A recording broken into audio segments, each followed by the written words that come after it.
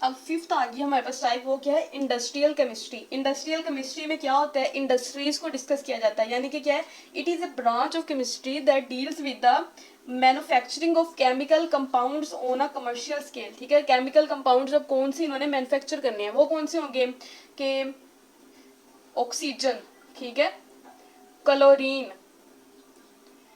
Caustic soda,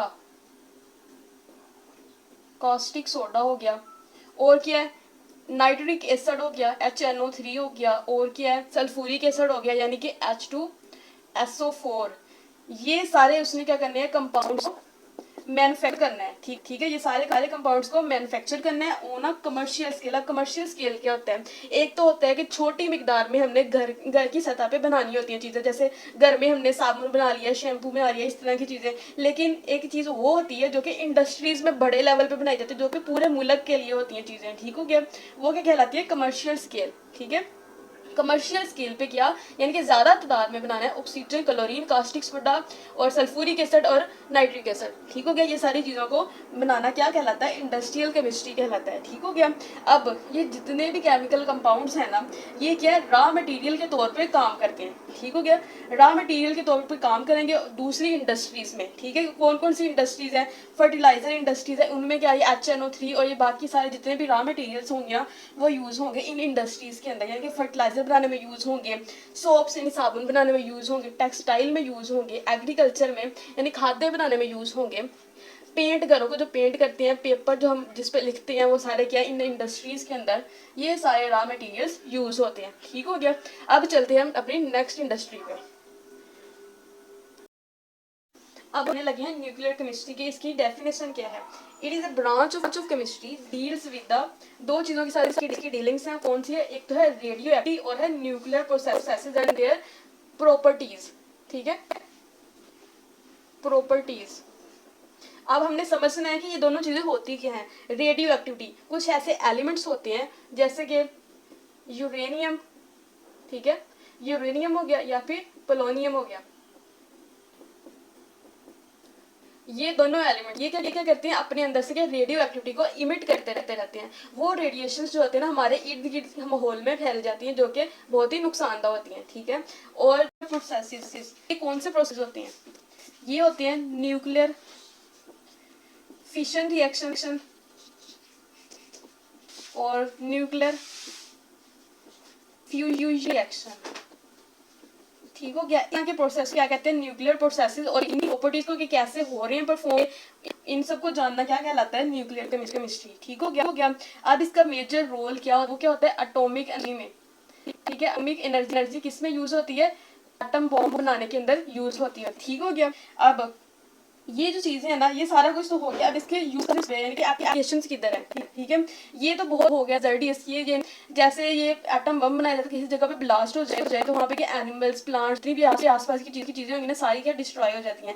लेकिन कुछ ऐसी चीजें जहाँ पे इनके नुकसानात हैं, वहीं पे इसके कुछ फ़ायदे भी मौजूद हैं। तो चलें देखते हैं इसकी एप्लीकेशंस के ये कहाँ कहाँ पे यूज़ होते हैं। सबसे पहले मेडिकल ट्रीटमेंट, इसके अंदर प्रोसेस होता है रेडियोथेरेपी, और दूसरे नंबर पे होता है कीमोथेरेपी। ठीक है, ये दोनों प्रोसेस क्या मेडिकल ट्रीटमेंट में यूज़ होते हैं। जैसे कि हम अक्सर कह रहे थे कि पेट में पथरियाँ पड़ गई, तो इनका इलाज क्या ये रेडियो वेव्स के ज़रिए करते हैं, रेडियोथेरेपी, केमोथेरेपी के ज़रिए। ठीक है, तो ये दोनों यूज़ हो जाती हैं, तो रिमूव हो जाती हैं। उसके बाद आता है प्रिजर्वेशन ऑफ फूड, यानी कि फूड को हमने कैसे बचाना है ख़राब होने से भी। तीसरे नंबर पे मेजर है कि generation of electrical power of through the nuclear reactor, के न्यूक्लियर रिएक्टर्स होते हैं, उनके अंदर से क्या बहुत ज़्यादा मिकदार में इलेक्ट्रिकल एनर्जी को पैदा किया जाता है। तो इस तरह ये यूज़ होते हैं न्यूक्लियर केमिस्ट्री में। अब बात करते हैं इन्वायरमेंटल केमिस्ट्री की। इन्वायरमेंटल केमिस्ट्री क्या होती है, it is a branch of chemistry that deals with the study of, क्या चीज़ों की स्टडी है इसने करनी, कंपोनेंट्स ऑफ इन्वायरमेंट, यानी कि इन्वायरमेंट के अंदर जो कंपोनेंट्स मौजूद हैं उनकी स्टडी करनी है, साथ में क्या इफेक्ट्स ऑफ ह्यूमन एक्टिविटीज, और जो इंसानों के असरात हैं उन पे उनको स्टडी करना है। अब इन दोनों को समझते हैं कैसे कैसे। ये कंपोनेंट्स कौन से होते हैं, दो तरह के कंपोनेंट्स होते हैं, एक तो हो गया बायोटिक कंपोनेंट और दूसरे नंबर पे आता है ए बायोटिक कंपोनेंट। ठीक हो गया। बायोटिक कौन सा होता है, जो जिंदा चीज़ों की स्टडी होती है, और ए बायोटिक क्या होती है, जो बेजान चीज़ों की स्टडी होती है। ठीक हो गया। और दूसरा क्या, ह्यूमन एक्टिविटीज़ का इम्पैक्ट क्या माहौल पे, जिसकी वजह से क्या इम्पैक्ट ऐसी है कि बहुत बुरा होता है, इंसान लकड़ियाँ काट देते हैं, एयर पोल्यूशन होती है, या फिर क्या हो गया, नॉइज़ पोल्यूशन होगी, इस तरह की जितनी भी पोल्यूशन होती है ना, इनसे ऐसे क्या होता है, ह्यूमन्स का इम्पैक्ट होता है कि माहौल इससे ख़राब हो जाता है। लेकिन अब क्या होता है कि माहौल के अंदर क्या केमिकल प्रोसेसेस कुछ ऐसे इंट्रोड्यूस करवाए जाते हैं, जिसकी वजह से क्या होता है, इंप्रूवमेंट होती है और प्रोटेक्शन होती है, कैसे, पोल्यूशन से। यानी कि पोल्यूशन से बचाव के लिए बहुत सारे फिर इकदाम किए जाते हैं। इस सारी चीज़ों को स्टडी करना क्या कहलाता है, इन्वायरमेंटल केमिस्ट्री। अब बात करते हैं एनालिटिकल केमिस्ट्री की, जो कि लास्ट एग्जाम्पल है। अब इसकी डेफिनेशन क्या है, ये क्या, branch of chemistry that deals with, इसने डीलिंग किसके साथ करनी है, दो चीज़ों के साथ है ये भी।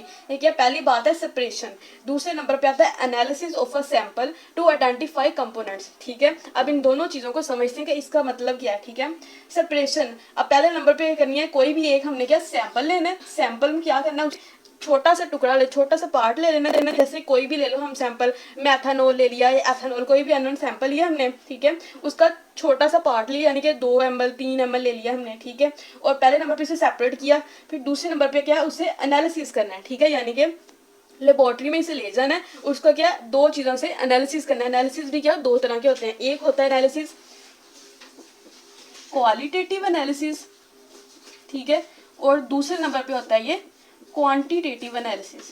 ठीक है, quantitative analysis. Okay, qualitative analysis यानी कि इसमें बताना है हमने कि इसके अंदर, सैंपल के अंदर कौन कौन सी चीज़ें मौजूद है, उनके नाम बता देने हमने। ठीक हो गया, यानी कि डिफरेंट मिक्सचर ले लिया, मिक्सचर में से क्या, उसका जब करेंगे ना क्वालिटेटिव एनालिसिस, तो हमें पता चलेगा कि ये एटम्स, ये कंपाउंड्स इसके अंदर मौजूद हैं। ठीक हो गया। अब क्वांटिटेटिव एनालिसिस है, इसमें क्या होता है कि हमने उस सब्सटेंस की क्वांटिटी बतानी होती है। ठीक है, क्वांटिटेटिव में क्या, क्वांटिटी बतानी है हमने।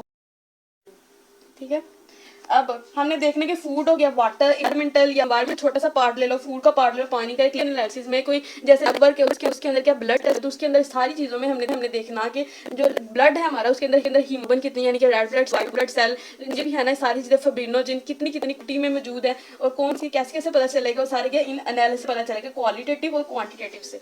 ठीक हो गया, तो इन्हीं सारी चीज़ों को एनालिसिस के जरिए परफॉर्म करके बताना कि ये चीज़ें इतने में है और ये चीज़ें हैं, उनको कहते हैं एनालिटिकल केमिस्ट्री। ठीक हो गया। होप सो आपको सारी ब्रांचेस समझ आ गई होंगी। वीडियो अच्छी लगे तो इसे लाइक शेयर एंड सब्सक्राइब जरूर कीजिएगा। थैंक यू, अल्लाह हाफिज़।